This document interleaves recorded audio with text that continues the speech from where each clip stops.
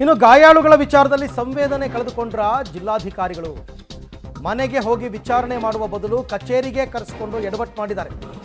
ತಿಳುವಳಿಕೆ ನೋಟಿಸ್ ಅನ್ನು ನೀಡಿ ಕರೆಸಿಕೊಂಡಿದ್ದಾರೆ ಮ್ಯಾಜಿಸ್ಟ್ರೇಟ್ ಜಿಲ್ಲಾಧಿಕಾರಿಗಳು. ಹಾಗಾಗಿ ಕಷ್ಟಪಟ್ಟು ವಿಚಾರಣೆಗೆ ಬರ್ತಾ ಇದ್ದಾರೆ ಗಾಯಾಳುಗಳು. ಬರೋಕ್ಕಾಗ್ತಿಲ್ಲ ಅವ್ರ ಕೈಲಿ. ಕತ್ತಿಗೆ ಬೆಲ್ಟು, ಕಾಲು ಕೈಗೆ ಬ್ಯಾಂಡೇಜು. ಈಗ ನೋಡಿದ್ರಲ್ಲ ಮೌನಿಶ್, ಅದೇ ಕತೆ. ಕುಂಟುತ್ತಾ ನೋವಿನಲ್ಲೇ ವಿಚಾರಣೆಗೆ ಹಾಜರಾಗಿದ್ದಾರೆ ಗಾಯಾಳುಗಳು. ಒಂದು ಸ್ವಲ್ಪ ಅಟ್ಲೀಸ್ಟ್ ಜಿಲ್ಲಾಧಿಕಾರಿಗಳೇ ಅಲ್ದಿದ್ರು ಕೂಡ ಅವರ ಅಂಡರ್ನಲ್ಲಿ ಬರ್ತಕ್ಕಂಥ ಅಧಿಕಾರಿಗಳನ್ನು ಮನೆಗೆ ಕಳಿಸಿ ವಿಚಾರಣೆ ಮಾಡಬಹುದಾಗಿತ್ತು ಅಂತ. ಈ ಬಗ್ಗೆ ಮತ್ತಷ್ಟು ಮಾಹಿತಿ ನನ್ನ ಕೊಲೀಗ್ ಪವಿತ್ರ ಅವರಿಂದ ಪಡ್ಕೊಂಡ. ಪವಿತ್ರ, ನಿಜ ಪಾಪ ಅವರೆಲ್ಲ ಓಡಾಡುವಂತಹ ಸ್ಥಿತಿಯಲ್ಲೂ ಕೂಡ ಇಲ್ಲ.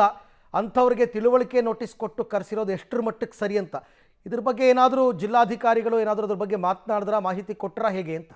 ಇಲ್ಲ, ಅವರು ಇನ್ನೂ ಕೂಡ ವಿಚಾರಣೆಯಲ್ಲೇ ಇದ್ದಾರೆ. ಸೊ ಇನ್ನಷ್ಟೇ ಅದ್ರ ಬಗ್ಗೆ ಪ್ರಶ್ನೆಯನ್ನ ಖಂಡಿತವಾಗ್ಲೂ ಮಾಡ್ತೀವಿ. ಯಾಕಂದ್ರೆ ಕಳ್ಕೊಂಡ್ರೆ ಈ ವಿಚಾರದಲ್ಲಿ ಅಂತ ಅನ್ಸುತ್ತೆ. ನೀವು ಆ ದೃಶ್ಯಾವಳಿಗಳಲ್ಲೂ ಕೂಡ ಗಮನಿಸ್ತಾ ಇರ್ಬೋದು. ಗಾಯಾಳುಗಳು ತುಂಬಾ ಕಷ್ಟಪಟ್ಟೆ ಬರ್ತಾ ಇದ್ದಾರೆ. ಈಗ ಸರಿ ಸುಮಾರು ಒಂದು 10 ಜನ ಬಂದಿರ್ಬೋದು. ಅದರಲ್ಲಿ ಆಲ್ಮೋಸ್ಟ್ ಒಂದು 5 ಜನ ನಡೆಯುವಂತಹ ಪರಿಸ್ಥಿತಿಯಲ್ಲಿಲ್ಲ. ಇನ್ನು ಕೆಲವರಿಗೆ ರೆಸ್ಟ್ ನಲ್ಲಿರುವಂತಹ ಪರಿಸ್ಥಿತಿ. ಯಾಕಂದ್ರೆ ಕೆಲವರಿಗೆ ಮೌನಿಶ್ ವಿಚಾರವನ್ನ ನೋಡ್ತಾ ಇದ್ರೆ ಆತನಿಗೆ ಕಾಲ್ ತುಂಬಾ ಪೇನ್ ಇದೆ. ಸೊ ಅವರಿಗೆ ಬ್ಯಾಂಡೇಜ್ ಕೂಡ ಹಾಕಲಾಗಿದೆ. ಇನ್ನೊಬ್ಬರಿಗೆ ಕತ್ತಿನಲ್ಲೇ ಬ್ಯಾಂಡೇಜ್ ಹಾಕಿದ್ದಾರೆ, ಕೈಗೆ ಬ್ಯಾಂಡೇಜ್ ಹಾಕಿದ್ದಾರೆ. ಸೊ ಹಾಗಾಗಿ ಅವರು ರೆಸ್ಟ್ ನಲ್ಲಿರುವಂತಹ ಸಂದರ್ಭ. ಹೌದು, ಮ್ಯಾಜಿಸ್ಟ್ರೇಟ್ ವಿಚಾರಣೆ ನಡೀಬೇಕು, ಈ ವರದಿಯನ್ನ ಸರ್ಕಾರಕ್ಕೆ ಸಲ್ಲಿಕೆ ಮಾಡಬೇಕು, ಘಟನೆಯ ಬಗ್ಗೆ ಎಲ್ಲಾ ವರದಿಗಳು ಹೊರಗಡೆ ಬರಬೇಕು.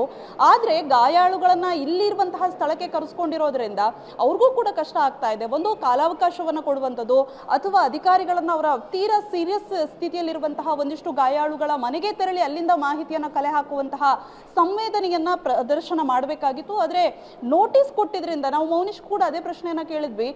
ತಿಳುವಳಿಕೆ ನೋಟಿಸ್ ಕೊಟ್ಟಾಗ ನಮಗೂ ಸಹಜವಾಗಿ ಗಾಬರಿ ಆಗುತ್ತೆ. ನಾನು ಬರುವಂತಹ ಸ್ಟೇಜ್ ನಲ್ಲಿ ಇರಲಿಲ್ಲ, ನಾನು ಕೆಲಸಕ್ಕೆ ಹೋಗಿಲ್ಲ, ತುಂಬಾ ದಿನದಿಂದ ರಜವನ್ನೇ ಹಾಕಿದ್ದೀನಿ. ಆದ್ರೆ ತಿಳುವಳಿಕೆ ನೋಟಿಸ್ ಅಂತ DC ಕಚೇರಿಯಿಂದ ಬಂದಾಗ ಸಹಜವಾಗಿ ಆತಂಕ ಆಗುತ್ತೆ. ಸೊ ಹೋಗ್ಲೇಬೇಕು ಅನ್ನುವಂತಹ ಅನಿವಾರ್ಯತೆ ಸೃಷ್ಟಿ ಆಗುತ್ತೆ. ಸೊ ಹಾಗಾಗಿ ಬಂದ್ವಿ ಅನ್ನುವಂತಹ ಮಾತನ್ನ ಹೇಳ್ತಾ ಇದ್ದಾರೆ.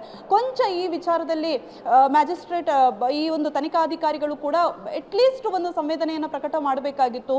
ಒಂದು ಕಾಲಾವಕಾಶವನ್ನ ಕೊಡುವಂಥದ್ದು ಅಥವಾ ಲಿಖಿತ ರೂಪದಲ್ಲಿ ಅವ್ರ ಹತ್ರ ಬರ್ಸ್ಕೋಬಹುದಾಗಿತ್ತು. ದೂರವಾಣಿ ಸಂಪರ್ಕವನ್ನ ಮಾಡಿ ಲಿಖಿತ ರೂಪದಲ್ಲಿ ಬರ್ಸ್ಕೊಂಡು ಕೂಡ ಬರ್ಬೋದಾಗಿತ್ತು. ಅಥವಾ ಒಂದಿಷ್ಟು ಅಧಿಕಾರಿಗಳನ್ನ ಮನೆಗೆ ಕರೆಸಬಹುದಾಗಿತ್ತು.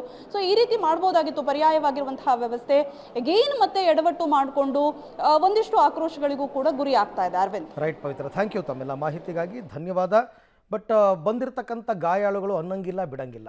ನಮ್ಮ ಮನೆಗೆ ಬರಬೇಕಾಗಿತ್ತು ಅಂತ ಅನ್ನಕ್ಕಾಗಲ್ಲ. ಆಗಲ್ಲ, ಜಿಲ್ಲಾಧಿಕಾರಿಗಳು ಕರೆಸಿದ್ದಾರೆ.